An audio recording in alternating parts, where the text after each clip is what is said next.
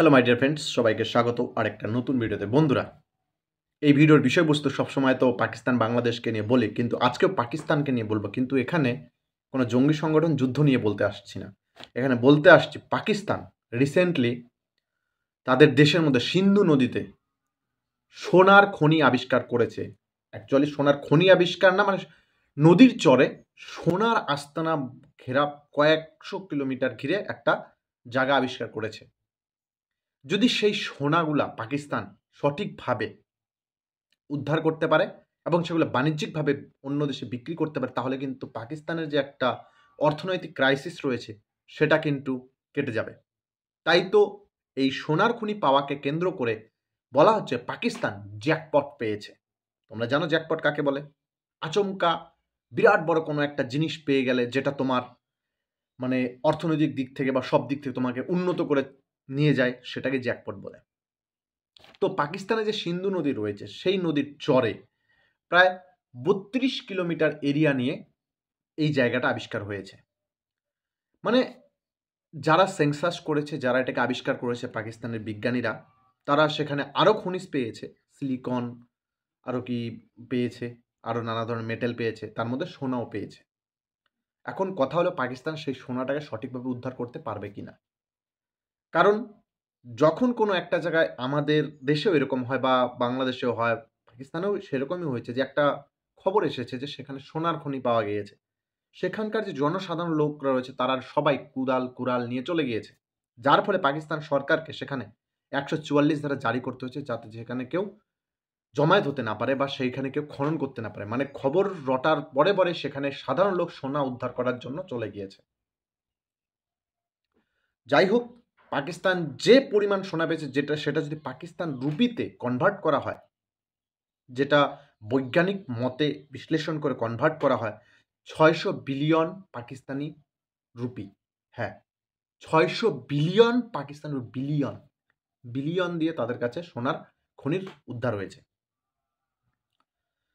তো বন্ধুরা, পাকিস্তান যে সোনার খনি পেল, যদি এটাকে তারা সঠিকভাবে সেখান থেকে উদ্ধার করে বাণিজ্যিকভাবে বৈদেশে বিক্রি করতে পারে, তাদের বিশ্ব ব্যাংকের ঋণ মেটাতে পারে, অনেক কিছু করতে পারে, যদি সেটা এক্সপ্লোনেশন ভালো মতো করে, তারা সুন্দরভাবে উদ্ধার করে, তাহলে যদি তারা এই সোনাটাকে ভালো মতো উদ্ধার করতে না পারে, তাহলে কিন্তু কোনোই প্রফিট নেই। কারণ এই সোনা উদ্ধার করতে কিন্তু উন্নত মানের টেকনোলজি, উন্নত মানের মেশিনারি জিনিস, সমস্ত কিছু লাগবে, যেটা পাকিস্তানের কাছে এখনও সেরকম উন্নত মানের নেই।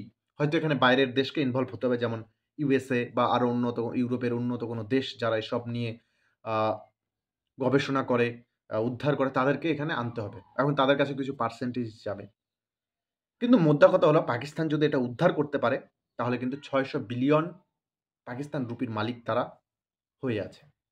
এমনকি পরিমাণটা তার বেশিও হতে পারে, যেটা তাদের জন্য একটা, মানে বলে না যে অসময়ে কেউ একজন এসে ভাগ্য খুলে দেয়, সেটাই আর কি। মানে অসময়ে এত খারাপ দুর্দশা যাচ্ছে পাকিস্তানের, সেখানে তাদের এই যে এই ধরনের একটা জ্যাকপট পাওয়া, সেটা তাদের ভাগ্যের, মানে একটা বিরাট ভাগ্য পরিবর্তন হতে চলছে পাকিস্তানে, যদি সেটা উদ্ধার করতে পারে।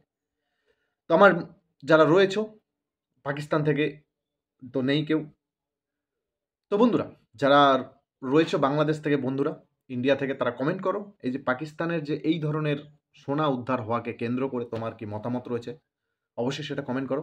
আর আমি চাবো যে পাকিস্তান উদ্ধার করুক, পার্শ্ববর্তী দেশ তারা একটু এডুকেটেড হোক, তারা দেশটাকে উন্নত করুক। কারণ নেতারা যুদ্ধ করে, সাধারণ লোক যুদ্ধ করে না। আমার প্রত্যেকটা ভিডিওর একটাই কথা, নেতারা যুদ্ধ করে, সাধারণ লোক যুদ্ধ করে না। সাধারণ লোক দেশে সব থেকে বেশি আছে, 99.9% সাধারণ লোক, 1% নেতা মন্ত্রী। তাই 99% লোক কখনো যুদ্ধ বিগ্রহ চায় না, তাদেরকে উস্কায় নেতারা। তাই সাধারণ লোক প্রবৃদ্ধি হোক, সুস্থ জীবনযাপন হোক, খাবার পাক। আমরা সবাই জানি পাকিস্তানে খাবার দাবারের যা উচ্চ মূল্য, তাতে না খেয়ে থাকতে হয়। আমরা দেখেছি প্লাস্টিকে করে গ্যাস নিয়ে যেতে হয়। এই সোনাটা যদি তারা এক্সপ্লোনেশন করে উদ্ধার করতে পারে, তাহলে হয়তো বা তাদের কিছুটা হলেও তাদের যে অর্থনৈতিক মান্দা চলছে সেটা উদ্ধার হবে।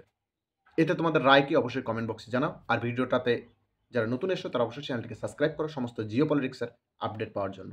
ধন্যবাদ।